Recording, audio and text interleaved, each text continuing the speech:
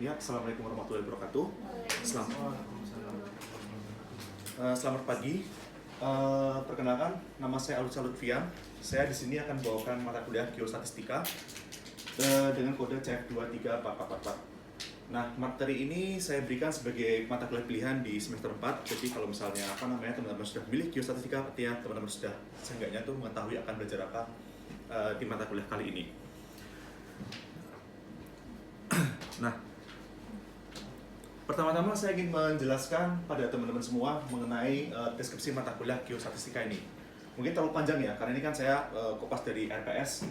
Jadi intinya mata kuliah ini adalah membahas konsep-konsep dasar statistika, yaitu probabilitas, fungsi distribusi, penempatan ralat, regresi linear, koefisien korelasi dan variogram, serta penerapannya di dalam memecahkan masalah-masalah real di geofisika melalui uji hipotesis dan pemodelan nilai di luar cakupan data.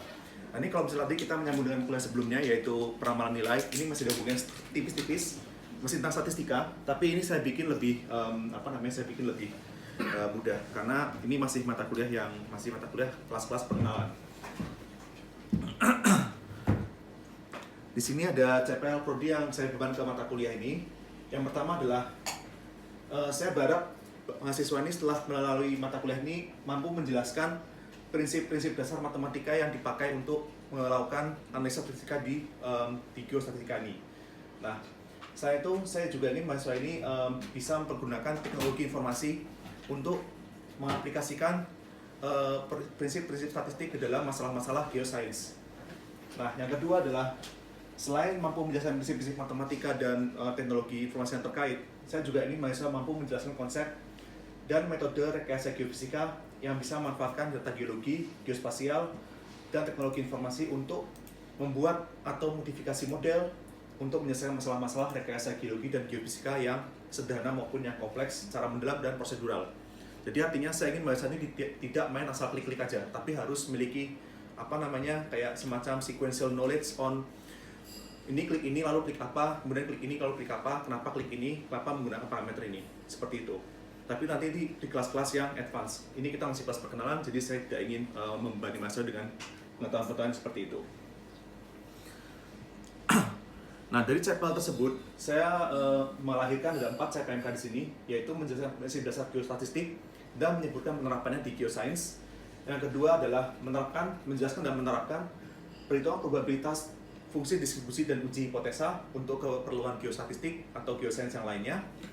Dan yang CPMK yang 3 adalah menjelaskan dan menerapkan regresi linear dan koefisien korelasi antara dua data geoscience. Misalnya data permeabilitas atau porositas, atau data resistivitas atau data curah hujan, seperti itu. Dan CPMK yang terakhir adalah menjelaskan variogram serta penerapannya pada interpolasi dua dimensi. Di sini CPMK 4 adalah CPMK yang menurut saya paling kompleks, jadi saya taruh di bagian paling terakhir. Jadi saya berharap CPMK ini saya susun dari yang paling sederhana menuju yang paling kompleks, jadi bertingkat. Oh, kira-kira sampai sini ada yang kurang jelas? Jelas semua? Alhamdulillah.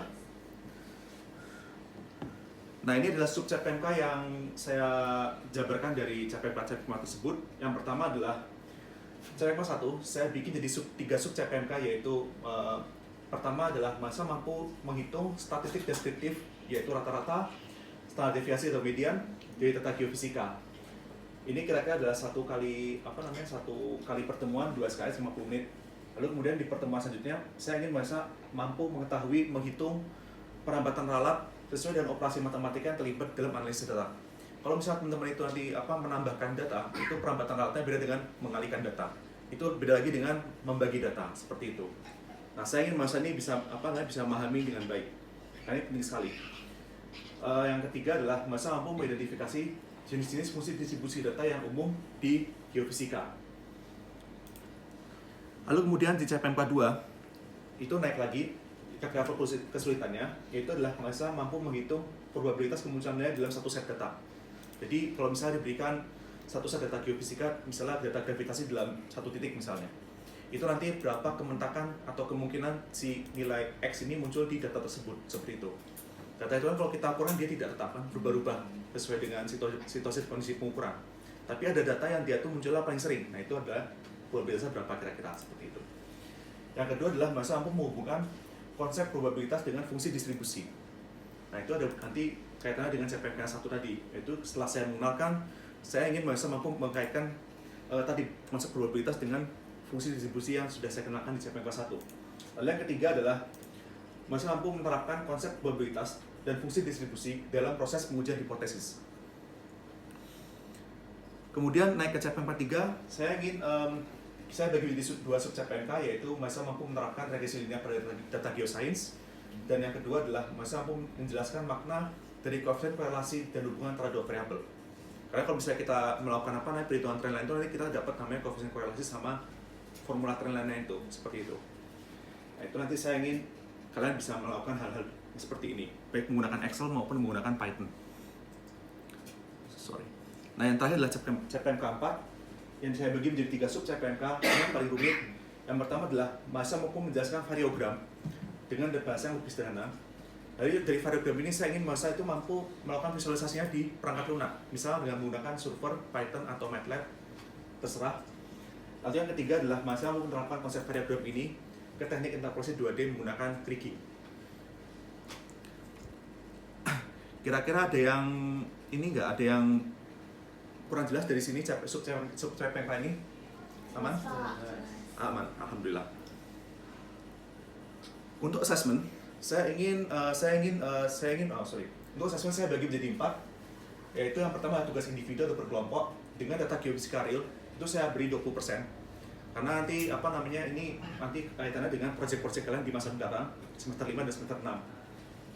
Terus yang kedua adalah pretest dan post-test setiap pertemuan. Jadi ini untuk menguji apakah kalian tuh paham, dan juga untuk membandingkan apakah pemahaman kalian tuh setelah melalui kelas ini tuh meningkat atau enggak. Menurut saya sebelum ini mungkin post-testnya kurang bagus, pretestnya kurang bagus, tapi nanti setelah melalui kelasnya tuh post-testnya jadi bagus gitu. Nanti kira-kira saya ambil yang nilai yang paling bagus yang mana. Kalau misalnya sama ya berarti ya sama nilainya. Kalau misalnya yang bagusnya pretest, ambil pretest. Kalau post-test yang bagus, ambil post-test. Seperti itu.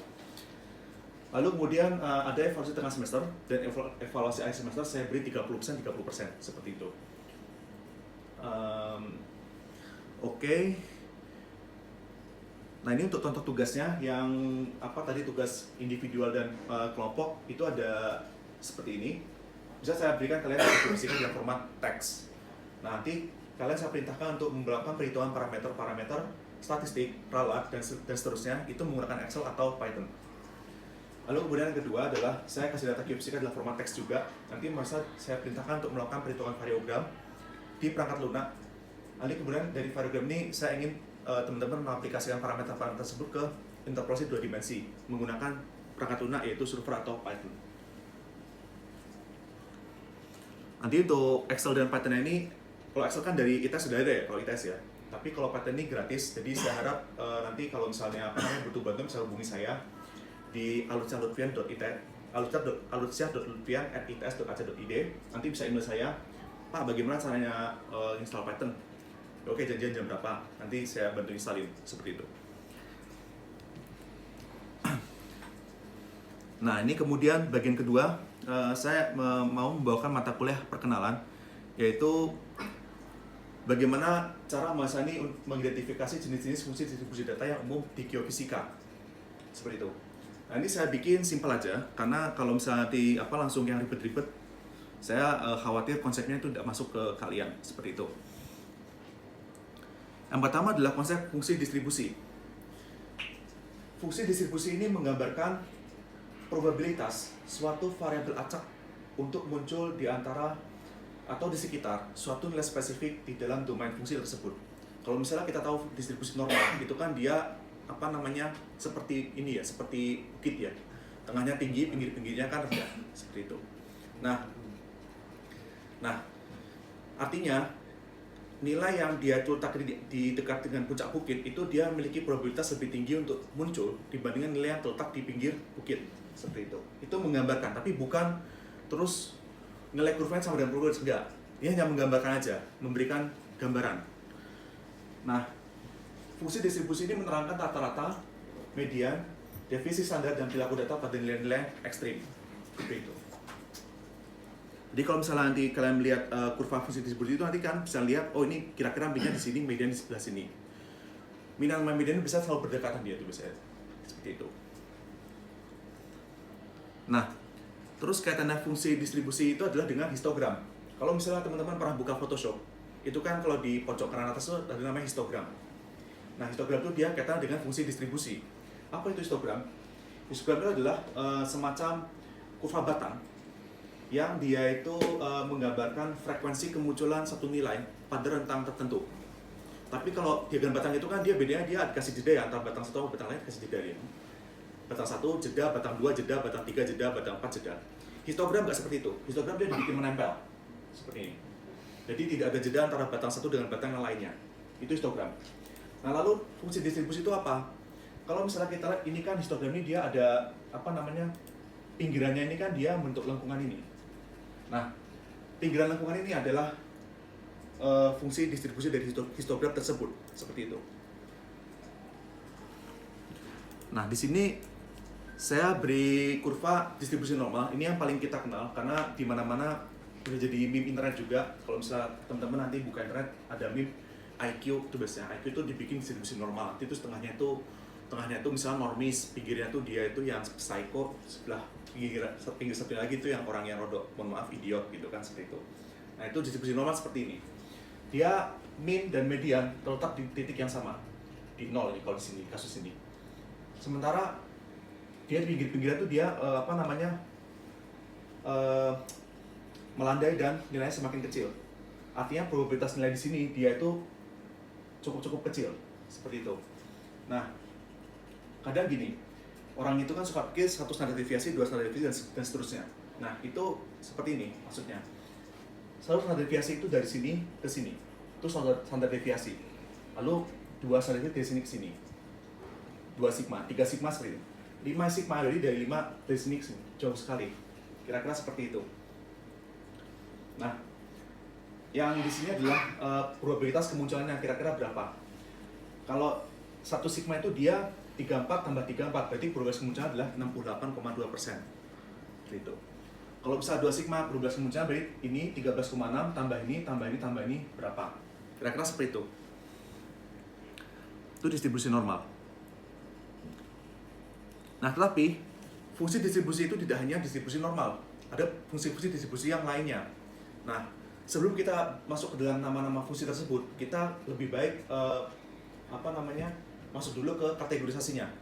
Kita mengkategorisasikan fungsi distribusi berdasarkan 3 item atau 3 properties.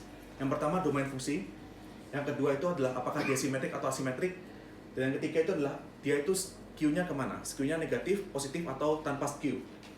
Domain itu adalah yang dimaksud dengan domain adalah bagaimana atau di area mana fungsi itu didefinisikan. Ada fungsi distribusi yang terdefinisi dari infinite sampai dari minus infinite ke plus infinite, ada dari 0 ke infinite, ada dari A ke B. A ke B ini A-nya bisa berapa aja, yang penting A kurang dari sama dengan B, kayak gitu. Ini saya maksud dengan domain fungsi. Jadi kalau kita lihat fungsi distribusi normal itu dia terdefinisi dari minus infinite ke infinite, kayak gitu. Puncaknya bisa di mana aja, tapi dia intinya terdefinisi dari minus infinite ke infinite. Gitu. Lalu kita punya fungsi yang kedua, yang kurva biru ini, dia terdefinisi dari 0 sampai ke infinite. Jadi kalau kurang dari 0 dia nggak ada definisi nilai berapa, kita nggak bisa mendefinisikan. Dia cuma dari 0 ke infinite, kayak gitu.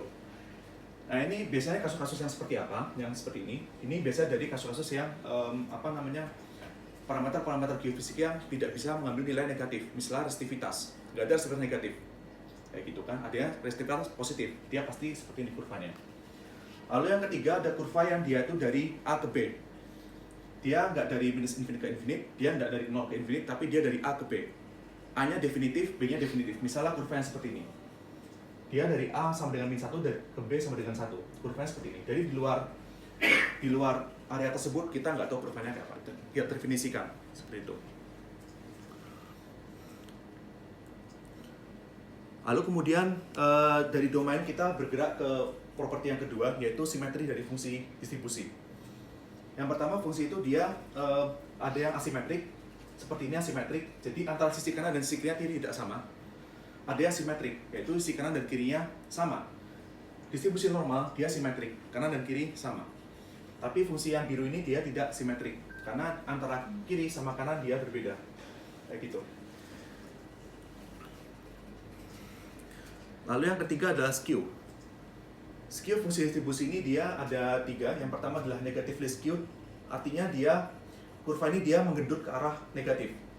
Ke arah min 1, min 2, min 3, min 4, min 5, seperti itu. Ada yang normal atau no skew. Jadi dia antara sisi kiri dan sisi kanan itu tidak ada perbedaan kemiringan. Ada kurva distribusi yang dia itu positively skewed. Artinya dia menggendutnya ke arah positif. 1, 2, 3, 4, 5 dia gendut. Tapi ke arah negatif itu dia terjal gini langsung. Terjun gini. Kira-kira seperti itu. Oke, kira-kira ada pertanyaan sampai sini? 3 klasik. Ya, bagaimana Mas? Pak, kalau misalkan ini skewness tandanya datanya apa Pak? Dalam? Misalkan kalau di data kita tuh nanti gimana itu?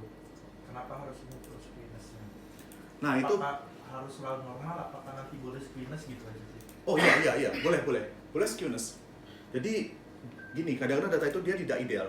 Beberapa data tidak ideal. Misalnya data resistivity ya, atau data curah hujan. Itu kan dia tidak ideal kan. Ada tempat-tempat yang dia itu curah hujannya itu dia itu mengelompok di sebelah sini. Misalnya daerah gurun kan dia kering ya, gurun itu kan kering ya. Misalnya kita bikin histogram curah hujan di daerah Gurun Sahara berdasarkan tahun.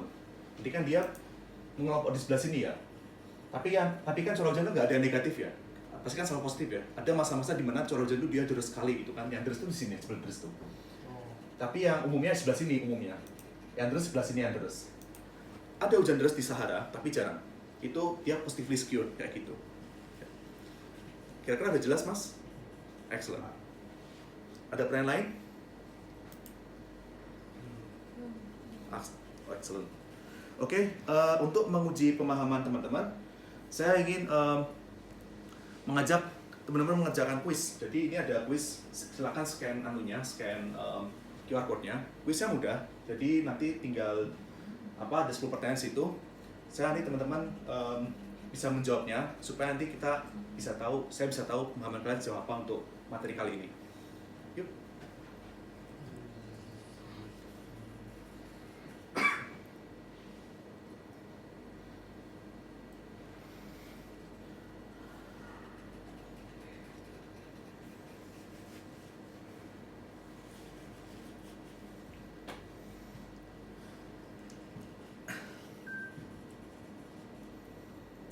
Bisa dibuka semuanya kuisnya? Bisa.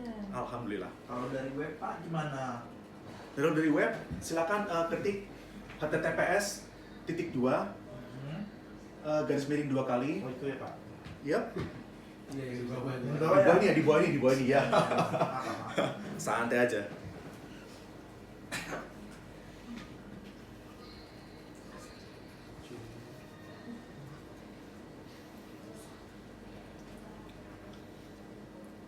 Kuisnya ada 10 pertanyaan ya. Masing-masing pertanyaan dia 30 detik waktu menjawabnya.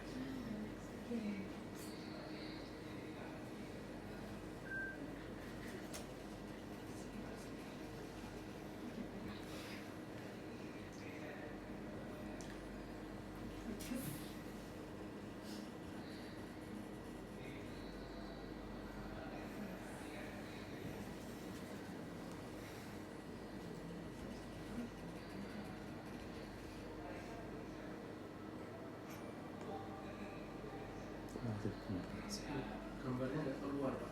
Waduh. Sinyalnya mana? ITS berarti salah. Oh.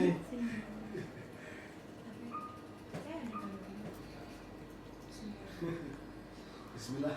Bismillah. Yeay.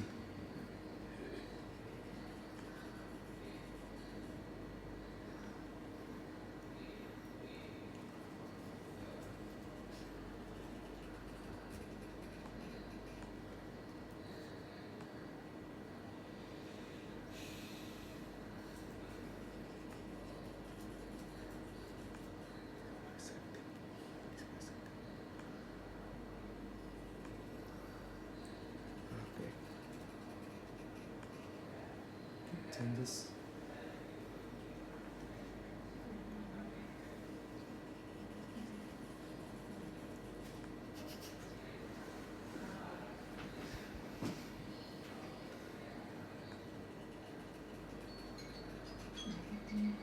Sudah semuanya? Sudah.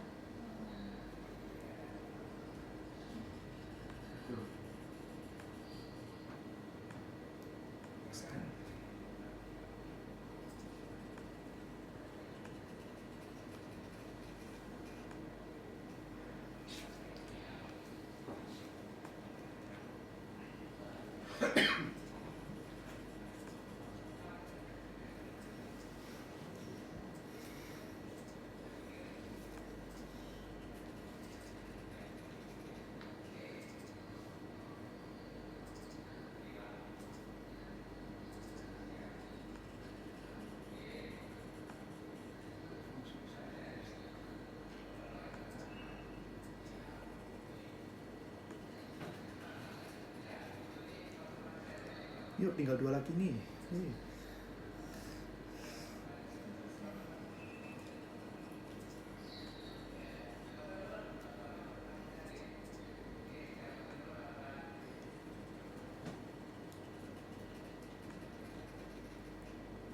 Sip, sudah semuanya sepertinya ya? Ya. Oke, good. Nah, kira-kira sebelum saya tutup, ada pertanyaan nggak? Untuk materi kali ini, mungkin ada yang, oh ini apa namanya, kok kayaknya belajar bentuk-bentuk ini. Aman? Gak ada pertanyaan? Excellent.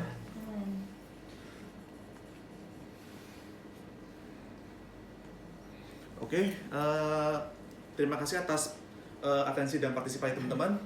Kurang lebihnya mohon maaf. Assalamualaikum warahmatullahi wabarakatuh. Waalaikumsalam. Waalaikumsalam.